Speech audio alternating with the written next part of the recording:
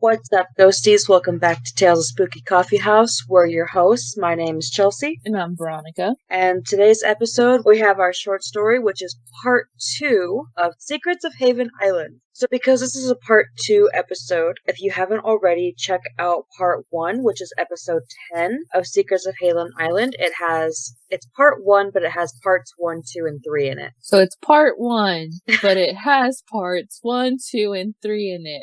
Got it. Yeah. Make it make sense. I'm just kidding. I get it.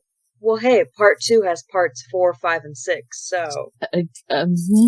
Yeah. If you haven't already, check out that episode, and without further ado, we're just going to jump right into it before Veronica and I start fighting. I would never. Yes, you would. Anyways. Part 4. Thunder struck through the night as the 6 friends surrounded the table. Annie visibly flinched at the noise, but all their fingers stayed on the planchette while it circled around the board, which was waiting in anticipation for their next question. Pedro could feel the tense energy vibrating through the room. None of them were sure what to ask next. It was obvious to him that Lucy wanted to talk, or she would have continued to throw furniture at them. Taking a deep breath, Kitty took the initiative and spoke the first question. Why are you still here? S-T-U-C-K.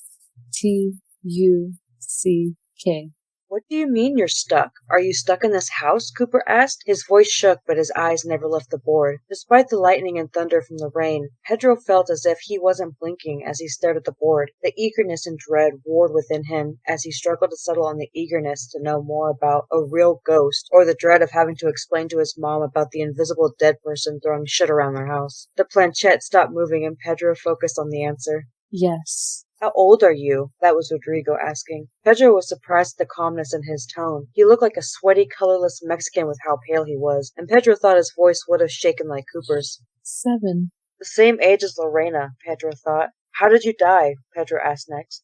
His voice came out sharper than he intended. He didn't want to think about this ghost being the same age as his little sister. He couldn't imagine his sister being stuck at this age for as long as Lucy had. No. Were you sick? Jason asked. No. Did you fall? Rodrigo asked next. His eyebrows were scrunched in confusion. No. Did somebody kill you? Kitty stuttered. The planchette paused only for an instant before it started turning in circles again. No answer came. Did someone kill you? Pedro repeated. Annie and Jason, who had both been silent this whole time, made echoing noises of fright as the planchette began moving faster and sharper. Lucy was getting angry, but again, no answer came from her. Are you going to answer the question? Pedro barked. No. No, he voiced in repetition as the planchette started moving in circles again. What do you mean, no? You think I would let something I don't know anything about around my sister again? For all we know, you're a liar. Tell us how you died. Who are you? Why are you in my house? Pedro's onslaught of questions seemed to grow louder in sync with the increasing movements of the planchette. Before any of his friends could tell him to chill out, multiple things happened at once. Lightning struck and illuminated the room in total brightness seconds before thunder struck loud enough to vibrate the entire house, which made seeing the little girl in the corner of the room more frightening. Before Pedro or the others could see her clearly and process what was happening, every candle in the room blew out and plunged the friends in total darkness. Not even the lightning exposed the room once the darkness hit. Screams from several directions rang out, and it was hard for Pedro to tell if they came from his friends or from somewhere else in the house. He was pretty sure at least one scream came from him. Pedro felt around for Annie. He couldn't feel her where he had last seen her before the candles went out. Annie? He called, getting up. Here! Guys, what do we do? Kitty whimpered. Reaching out, Pedro touched something soft and warm. Annie yelped, but grasped Pedro's hand that was on her arm. We need to get out of here, Jason said. One by one, the friends grasped at each other in the dark while they were speaking. The reassurance that they were all together meant they could figure things out as a team. They weren't alone when they had each other. The group screamed again as loud crashing sounded from upstairs. Pedro couldn't tell what room it was coming from. Maybe all of them. Heavy objects being thrown down the stairs could be heard next. Pedro didn't know what to do. Should they run? Stay? Fuck, this was all his fault.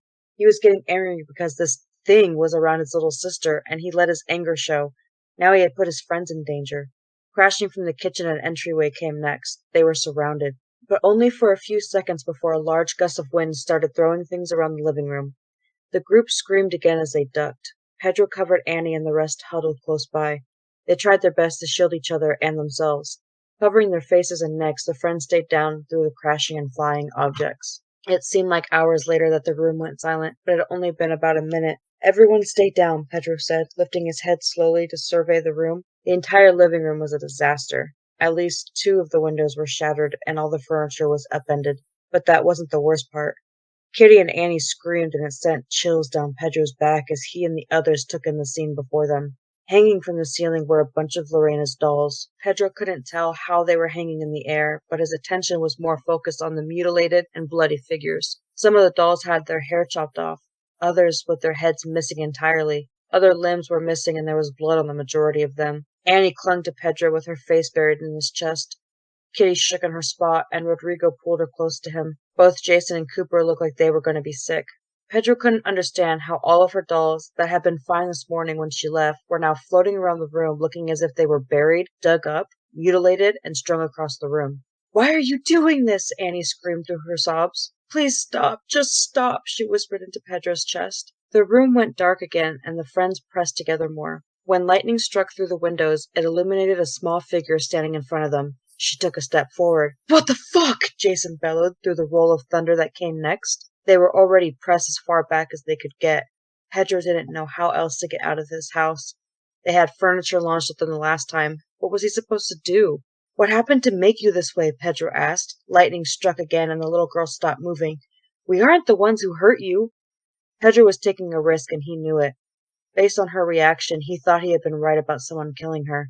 It would explain why she was so mad, but it wasn't their fault that something happened to her centuries ago, and they shouldn't be punished for it. He wished nothing more than for Rodrigo to have left that stupid fucking board at home, or had let his mom burn it with the rest of his aunt's things. When the third strike of lightning struck, it seemed to last forever, long enough for Pedro to see the face of the little girl. Only she wasn't looking at them.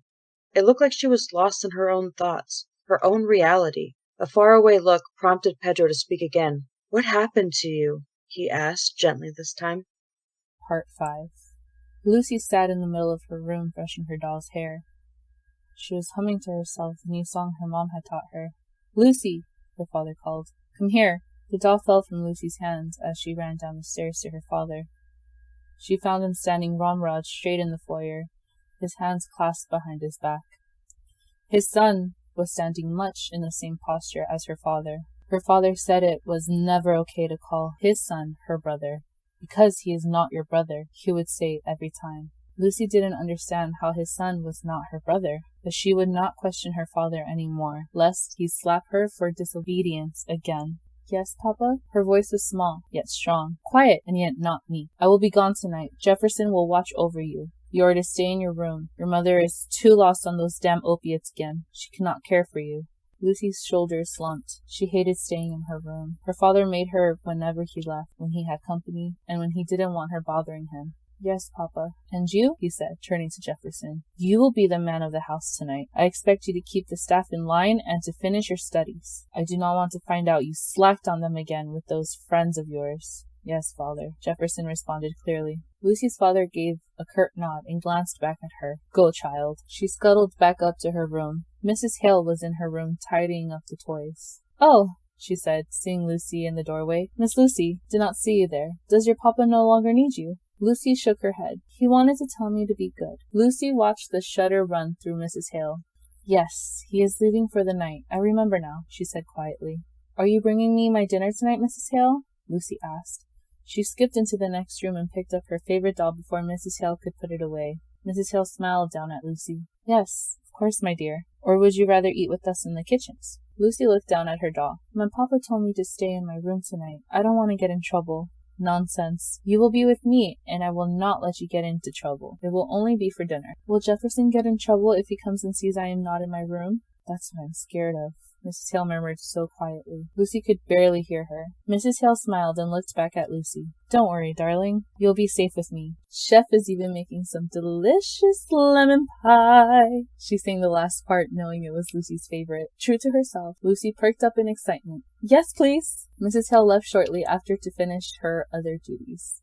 Lucy stayed in her room playing like she was supposed to until the sun had finished setting. When Mrs. Hale had come back to collect her, Lucy's stomach was rumbling with hunger, mainly for dessert. As they passed the sitting room, Lucy heard loud laughter coming through the partially open door. She could see Jefferson inside and a bunch of other boys. Lucy gasped, and Mrs. Hill pulled her faster past the room. Papa has no friends over. Lucy knew her father would be mad, and she knew she would not be the one to tell him Jefferson had broken the rules. If she did, she knew Jefferson would make up lies about her again to tell her father. He always made Lucy seem like the bad daughter to cover himself. She would be good. She would. Chef had made lamb for dinner. It was one of Lucy's favorites. And to have lemon pie after, she was in heaven. That was until Jefferson and his friends caught Mrs. Hill trying to sneak her back upstairs. Well, Jefferson said from the foyer. They had been at the base of the stairs nearly out of sight until he had put more logs into the fire. Who's that? One boy asked. Jefferson ignored him. Mrs. Hale, leave Lucy there and go finish your duties. But Jefferson cut her off with a murderous look. Are you arguing with me? No, sir, she whispered. Mrs. Hale was more scared of Jefferson than she was of his father, Mr. Ward. Lucy stood at the bottom of the stairs with her hands clasped in front of her. She didn't like Jefferson when his friends were over. He was always meaner to her after. Is that your father's bastard? Another boy asked. Lucy, Jefferson called, ignoring his friend. Come here. Lucy padded across the hall into the foyer. Even when she was in trouble, she always had a bounce in her step. Mrs. Hale liked to tell her stories about Lucy being a ballerina in another life. Lucy would love to be a ballerina. It's why her favorite doll was a ballerina from Mrs. Hale. Jefferson looked down at her as Lucy stood in front of him. Father told you to stay in your room. He told you no friends, she whispered back. Jefferson's hand smacking Lucy was the only sound that echoed in the room, filled with stunned silence, whether from Jefferson hitting her or from her talking back. Lucy wasn't sure. Can you believe her? Jefferson asked with a harsh laugh. Most bastards know their place by this age. My father doesn't, the boy responded. He'd had him sent away when he was 11 because he wouldn't stay silent or obedient. Lucy looked back up at Jefferson. His sinister grin was on her still. Should we teach her a lesson? What happens to disobedient little girls? Lucy took a step back, and the boys laughed. She turned to run away, but one of the boys had snuck up behind her and pushed her forward. The others laughed, including Jefferson, as he pushed her back. Lucy couldn't control which direction she was falling in as each boy pushed her when she got too close to them. She cried and yelled for Mrs. Hale, but she didn't come, and the boys didn't stop. At least not until Jefferson pushed Lucy a little too hard, and none of the boys caught her in time. Lucy fell, and her head slammed into the table. She didn't move. Oh no, Jefferson whispered. Is she... The boy didn't dare finish asking the question. What the hell is going on? All the boys, including Jefferson, jumped at the booming voice of Mr. Ward. Turning, they saw him standing in the hallway. He had just gotten home, his eyes hard narrowed at each boy, and then to the little girl on the ground. His little girl. Not that many people knew about her. I won't ask again. Jefferson's mouth opened and closed like a fish out of water. His terror of his father hardly ever slipped through. But in this moment, he had not only allowed his friends over, but he was terrified he had killed someone. We're just messing around, he finally whispered. She hit her head. Mr. Ward strode across the room. He leaned down next to Lucy's body and felt around. He stood up, cursing. She isn't breathing! The boy gasped in disbelief. This was not happening, each of them thought. Mr. Ward turned to the other boys. Listen now, and listen good. His tone was cold and serious. If they had been younger, the boys may have peed themselves in fright. All of you go home and never speak of this again. If a single one of you opens your mouth, I'll ruin you. Do you understand? The boys nodded furiously. Good, because you know my position as governor means I can make you disappear and you'll live like the scum by the bay. Now get! The boys rushed from the room, all but Jefferson, who looked anywhere but at his father. Do you have any idea what you have done? Mr. Ward asked him. You not only disobeyed me, but you killed a girl. A girl I now have to hide from the staff. They won't speak, father. Jefferson was cut off by Mr. Ward's backhand. You will not speak again. You'll do as you're told, and not a thing more. Jefferson nodded, but did not speak again. Mr. Ward cleared the house by telling the staff to go home and to bed. The rest of the cleaning could wait until morning, when he was sure they had dispersed, including Mrs. Hale. Mr. Ward picked up Lucy's frail body and ordered his son to follow him to the cellar. Together they dug a hole in the rich dirt. They dug and dug all night until the hole was deep enough that Mr. Ward himself struggled to get out of it after placing Lucy in the middle. Then they spent hours refilling the hole and unknowingly buried poor Lucy alive under the soil. We aren't them! Lucy was pulled out of her memory by her friend's brother talking. She looked at the big kids standing in front of her. They were scared of her. Lucy looked around at the mess she had made. She did that. She made them scared, just as scared as she had been. If Lucy could cry now, she would have. All she wanted was a friend. She didn't want to hurt anyone. She wanted to be a good girl. She looked at the big kids again. She didn't want to be like Jefferson and his friends. They were mean to her. They hurt her. Her father hurt her. Never again. Lucy closed her eyes and mustered all her newfound strength like she had been doing. Only this time, instead of releasing her anger, she let it all go. The group of friends screamed as the room around them went dark, and thumps sounded through the house as everything fell to the ground. Part 6. Pedro never realized how loud silence could be. He could hear the heavy breathing of his friends. There was a sound of his heart beating in his ears, and there were the last remnants of echoes from everything hitting the ground at once. What happened? Kitty whispered. Rodrigo shook his head and pulled her tighter to him. Cooper and Jason looked ready to bolt, and Annie was still hidden in Pedro's side. Pedro tried to rationalize this as much as he could. She had stopped. Something he said had calmed her down after pissing her off. Lucy? Pedro asked. He tried to keep his voice calm, but really he was freaking out on the inside. He had believed in spirits before this, but Pedro had never given much thought to angry spirits that could control physical things around them.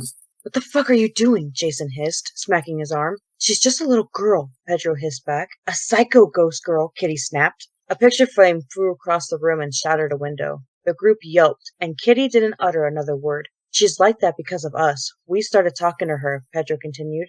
Yeah, but you pissed her off. Pedro looked over at Cooper. You're right, Pedro admitted. I pissed her off, but we all sat down to talk to her. We owe it to her to listen now. Jason gasped and turned a concerning shade of white. When Pedro looked in the direction Jason was, he saw her. Little Lucy was standing in front of them. She looked a grayish color. Although Pedro could see the green of her dress, her pale skin, and her blonde hair all had an ashy shade. Pedro wondered if all ghosts looked like that. Hi, Pedro stumbled. What did one say to a ghost girl who had just destroyed his house? I'm sorry for being rude. Lucy's head tilted to the side in curiosity, and Pedro wondered why she was surprised that he had apologized. Can you tell us what happened to you? Is there something we can do to help you move on? Pedro stiffened as she took a few steps closer and touched Pedro's hand. The group was stunned into silence as they all watched the memory Lucy showed them. It was strange how she could amplify the memory through the six of them simply because they too were touching each other. Even Annie, who had been terrified, softened a little as they watched. Lucy showed them earlier memories of how cruel her brother could be. Then she showed them the day she died, and how it had hurt to not breathe until she felt nothing at all. When Lucy stepped back from the group, there was an air of sadness and anger vibrating through the room. Pedro specifically was livid. How could somebody do that to a little girl? A father who covered up his own daughter's almost murder by burying her alive unknowingly? It was sick. Annie moved to face Lucy. Her tears were no longer from fear, nor were they tears of pity. They were of sadness and guilt. Sad that a little girl had to go through that, and guilt for thinking the worst about her. Pedro felt the same. So did the others. So, how can we help you? Pedro asked again. Lucy shrugged. What do you want then? Cooper asked. A friend? Kitty's gasps echoed enough for the rest of them. None of them knew she could speak. It would have made this whole thing easier if they had. That's why you want my sister to stay. Pedro didn't say it as a question. Lucy nodded. All my friends leave me. You don't love her like you should. Pedro felt bad. Of course everyone left her. She was a ghost, and people moved on. But he didn't understand why she thought he didn't love Lorena. He stepped closer to her and kneeled down like he did for Lorena whenever she needed a big brother to listen. I don't understand, Lucy. I love Lorena. Why do you think I don't love her? You don't pay her enough attention. You wouldn't even let her stay with you now. All she wants is you to love her. Lucy, Pedro said with a sigh. Despite her being a ghost for so long, she was still just a child. Pedro couldn't imagine being stuck as a child for so long. I'm sure it's hard to understand, but my mom wouldn't let her stay. She didn't want to be away from Lorena for so long. I wouldn't have minded her staying. Lucy's head tilted again as she listened. Lorena and I have a big age difference. I'll be going away to college soon, but that doesn't mean I love her any less. I'm not like Jefferson. I would never intentionally hurt her. And I didn't take her away from you like you think. She's coming back. When you leave, she will leave too. Pedro shook his head. No. When I leave, she will stay. Her school is here, at least until she's my age. And then she will leave me too. Pedro was surprised when he felt Annie's hand on his shoulder. She kneeled down to face Lucy. If it's a friend you want, you have one in us, she whispered. But you'll leave me. Pedro and I haven't decided if we're coming back or not, Annie agreed. But maybe we will, and until then, you will have Lorena to play with. And if we don't come back permanently, we'll be back to visit. We'll visit with you too. Does that sound okay with you? Pedro asked. His heart broke at her conflicted face. He didn't know how to help her move on, and if he didn't help her with that, she was stuck like this forever, and she would have to keep making new friends just to lose them. It was a terrible cycle. I can stay friends with Lorena?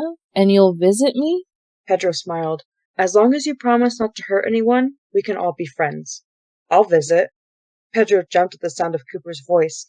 They all looked at him, and he shifted uncomfortably. I'll be running my father's company one day. I'll be stuck on this island too. I'll visit when I can. Cooper looked at Pedro. I mean, as long as your parents don't find it strange that I'm visiting. Pedro laughed. We'll figure something out. He turned back to Lucy. So what do you say? He asked. Friends? Lucy smiled. Friends. A sense of relief washed through the air at her agreement. Pedro knew there would be a long road ahead of them. He didn't know the first thing about being friends with the ghosts, but he would try. But first thing was first. He took a look around the room. Pedro couldn't imagine what the rest of the house looked like. How the fuck was he going to explain this to his parents? 10 years later. Pedro parked the car and got out. His house looked cheery. He and Annie had done a lot of work on it the last few years since moving back. They had successfully opened their animal clinic in town and bought their house from his parents. Before that, they had gotten married and went to Italy for their honeymoon. They had an untraditional honeymoon because all their friends had gone with them. Kitty, Jason, Cooper, and Rodrigo. How they all managed to take time together with their hectic schedules still surprised them all. Pedro opened the passenger door for Annie and helped her out. I can get inside by myself, you know, she said teasingly. I know you can. I just wanted to make sure you didn't fall over trying to get out. I can't catch you and hold a baby, he teased back, and left a kiss on her forehead. Pedro opened the back door and got the car seat out. It still amazed him how small and fragile the baby was. Their baby. Is that my niece? A squeal came from the front door. Shh, Annie hissed. You wake her, Lorena. Pedro chuckled at Lorena's blush of embarrassment. Cálmate, mi amor, Pedro chided. He wrapped his other arm around her after shutting the door. They walked together inside the house, with Lorena trying to get sneak peeks the whole way. Where are your parents? Annie asked, lowering herself to the couch in the living room. They're running late, Lorena brushed off. They'll be here later this afternoon. Well, that's good, Pedro said. He set the car seat down on the table and unlocked the bundle of innocence lying in there. He still hadn't explained to his parents about the ghost living in their house, nor did he ever plan to. They got lucky that night 10 years ago. A storm had ripped through the island, leaving several homes damaged. Pedro and his friends blamed the storm for their house, and even threw some tree branches throughout the house to sell their story. Adding water puddles and soaking some of the rooms had been Lucy's idea. Lucy, he called out. Pedro felt Lucy appear next to him. They had all become accustomed to her presence over the last decade. Is that her? Pedro chuckled. It sure is. He sat on the couch next to Annie. Lorena leaned on the back of the couch behind them, looking over their shoulders. Lucy, Pedro said, I would like you to meet our daughter Alice. Lucy looked down at the baby Pedro was holding in his lap. She slept peacefully and seemed to not have a care in the world. She was instantly in love. Pedro smiled as if sensing her thoughts. You're going to be the best of friends. Thank you, Ghosties, for listening to Secrets of Halen Island, Part 2. Technically parts 4, 5, and 6. Oh my gosh. I don't know about you, Ghosties, but I might have to watch like Cars because you know that whole lightning and the girl being in the corner. Like, no, not tonight. You know, no. You don't like ghosts being in your corner? No. Not even you just want to be friends? I thought you get lonely sometimes.